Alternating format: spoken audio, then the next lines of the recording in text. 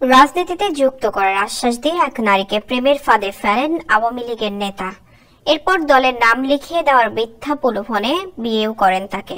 আলাদা বাসা ভাড়া করে দীর্ঘদিন একসাথে করেন সংসার, কিন্তু হঠাৎ করে পারিবারিক কলহ দেখা দেওয়ায় বিয়ের কথা অস্বীকার করেন তিনি। রাজনীতিতে পদ পাইয়ে দেওয়ার মিথ্যা আশ্বাস দিয়ে এক নারীকে বিয়ে করে অস্বীকার করার অভিযোগ উঠেছে আওয়ামী লীগের এক নেতার বিরুদ্ধে। এ ঘটনায় ভুক্তভোগী ওই নারী 11 জুন পঞ্চগড় আমলি আদালত 2-এ মামলা দায়ের করেন। অভিযুক্ত আওয়ামী লীগের এই নেতা একই সাথে বোদা উপজেলার চন্দনবাড়ি ইউনিয়ন পরিষদের চেয়ারম্যান। মামলার এজাহার সূত্রে জানা গেছে, ভুক্তভোগী ওই নারীর এর আগেও একটি বিয়ে হয়েছিল। স্বামীর সঙ্গে বনিবনা না হওয়ার সুযোগটি লুফে নেন আওয়ামী লীগ নেতা নজরুল ইসলাম। দলে পদ পাইয়ে দেওয়ার আশ্বাস দিয়ে ধীরে ধীরে ঘনিষ্ঠতা বাড়ান তার সাথে। এক পর্যায়ে প্রাক্তন স্বামীর সঙ্গে বিচ্ছেদ ঘটিয়ে ভুক্তভোগী নারীকে বিয়ে করেন নজরুল ইসলাম প্রধান।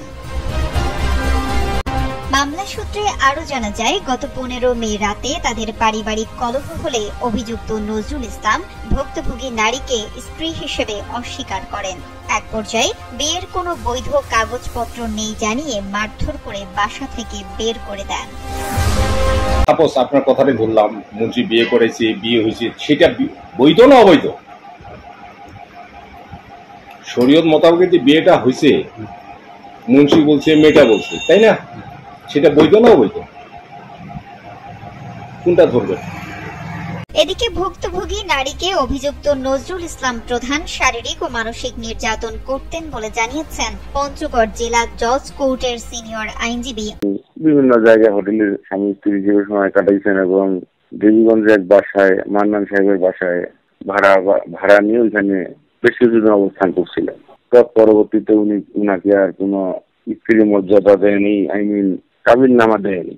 তো উনি বিশ্বাসভঙ্গ এবং প্রতারণায় আশ্রয় লইয়া স্বামী স্ত্রীর বিশ্বাস করাইয়া স্বামী স্ত্রী হিসেবে বসবাস করছেন।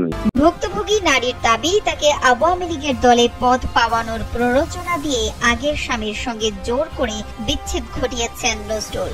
পরে ভয় দেখিয়ে দিনাজপুরে নিয়ে এক হুজুরের মাধ্যমে বিয়ে করেন।